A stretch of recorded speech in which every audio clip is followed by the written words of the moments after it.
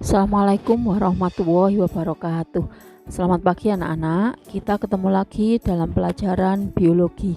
Hari ini kita akan membahas materi tentang Kingdom Animalia atau dunia hewan. Pernahkah kalian melihat film SpongeBob? Saya kira kalian semua pernah melihatnya. Karakter-karakter dalam film itu menggambarkan film dalam Kingdom Animalia. Kira-kira termasuk dalam film apakah mereka dan bagaimana ciri-cirinya? Untuk mengetahui jawabannya, marilah kita bahas materi tentang Kingdom Animalia. Kingdom Animalia secara umum mempunyai ciri-ciri antara lain: yang pertama, bersifat multiseluler atau terdiri atas banyak sel. Yang kedua, sel hewan merupakan sel eukariotik. Artinya sudah mempunyai membran inti. Yang ketiga, bagian luar dari sel hewan dibatasi oleh membran sel karena sel hewan tidak memiliki dinding sel.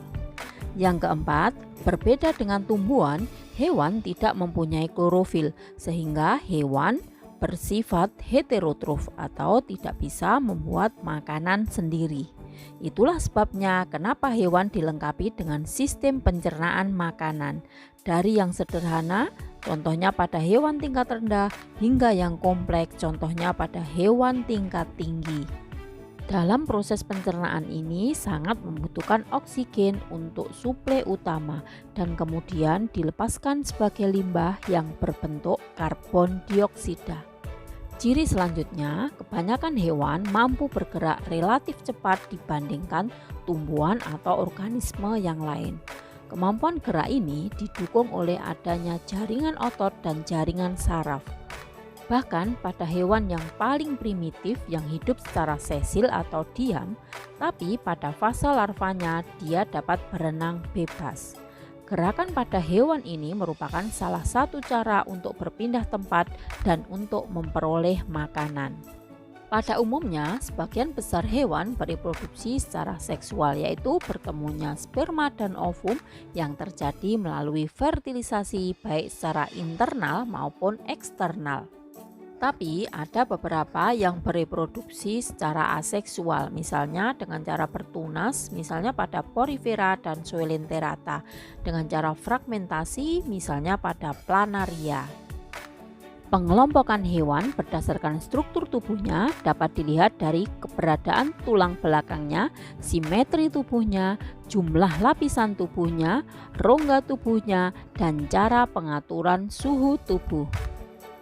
Kingdom Animalia adalah salah satu kingdom yang memiliki anggota yang paling banyak dan bervariasi.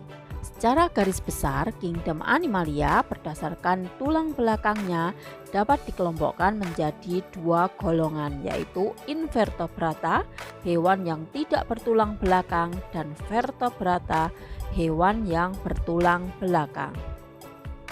Invertebrata dibagi menjadi 8 filum. Untuk memudahkan kalian dalam mengingatnya, dibaca huruf pertama ke bawah, PCP Namae, yang terdiri dari Porifera atau hewan berpori, Coelenterata, hewan berongga, Platyhelminthes atau cacing pipih, Nematelminthes atau cacing gilik, Annelida atau cacing gelang, Molluska atau hewan yang bertubuh lunak, Arthropoda, hewan yang berbuku-buku, dan Echinodermata, hewan yang berkulit duri. Untuk kelompok vertebrata dibagi menjadi 5, yaitu param, Pisces, amfibi, reptilia, aves, dan mamalia. Berdasarkan simetri tubuhnya, hewan dikelompokkan menjadi asimetri, simetri bilateral, dan simetri radial. Asimetri berarti hewan yang tidak mempunyai simetri tubuh, contohnya pada Porifera atau hewan spon. Simetri bilateral yaitu hewan yang bagian tubuhnya tersusun bersebelahan dengan bagian yang lain. Jadi apabila diambil garis memotong melewati mulut dan anus, maka akan menghasilkan bagian yang sama antara sisi kanan dan sisi kiri. Hewan simetri bilateral mempunyai sisi dorsal atau atas, sisi ventral atau bawah, sisi kepala atau anterior, dan sisi ekor atau posterior. Contohnya adalah pada hewan vertebrata, invertebrata kecuali pada Porifera, Coelenterata, dan Echinodermata. Simetri radial menggambarkan hewan yang mempunyai bagian tubuh melingkar. Jika dibelah menjadi dua bagian dari segala arah yang melewati mulut, akan menghasilkan bagian-bagian yang sama. Contohnya adalah pada Coelenterata dan Echinodermata. Ketika embrio, hewan mulai terbentuk dan berkembang menjadi bulat, hingga terjadi pengelompokan sel yang berongga yang disebut dengan blastula. Sel ini akan berdiferensiasi menjadi lapisan yang berbeda yang akan berkembang menjadi kelompok organ dan bagian tubuh. Berdasarkan lapisan tubuh yang terbentuk, ada hewan diploblastik dan ada hewan triploblastik. Pada hewan yang masih primitif seperti pada Porifera dan Coelenterata hanya terdiri dari dua lapisan sehingga disebut dengan diploblastik, yaitu terdiri dari lapisan ektoderm dan endoderm.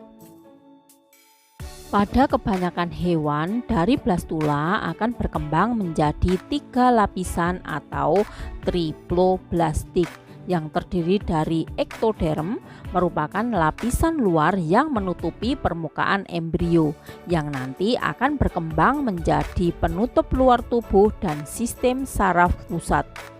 Endoderm merupakan lapisan yang terdalam yang nanti akan berkembang menjadi saluran pencernaan, hati, paru-paru pada vertebrata.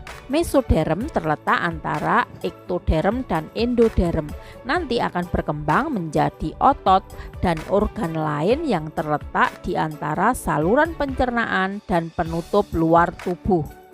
Contohnya adalah pada vertebrata dan invertebrata kecuali Porifera dan Coelenterata.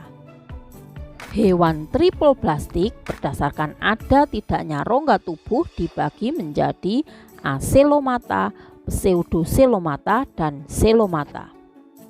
Acelomata adalah hewan yang tidak mempunyai rongga tubuh antara usus dan tubuh terluarnya.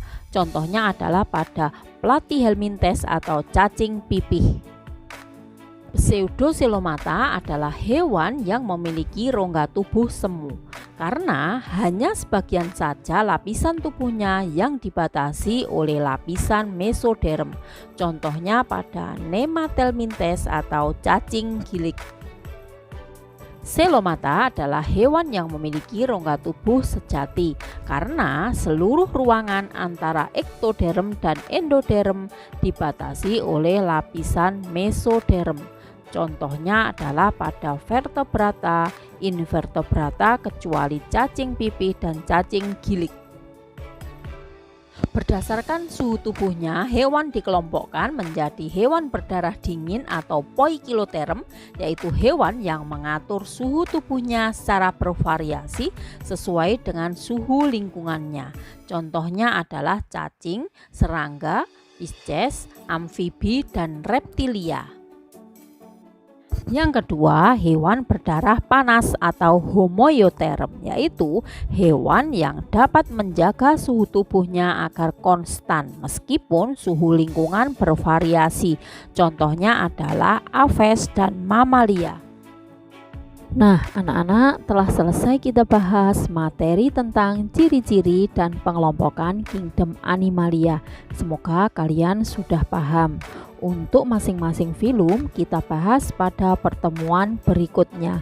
Terima kasih. Wassalamualaikum warahmatullahi wabarakatuh.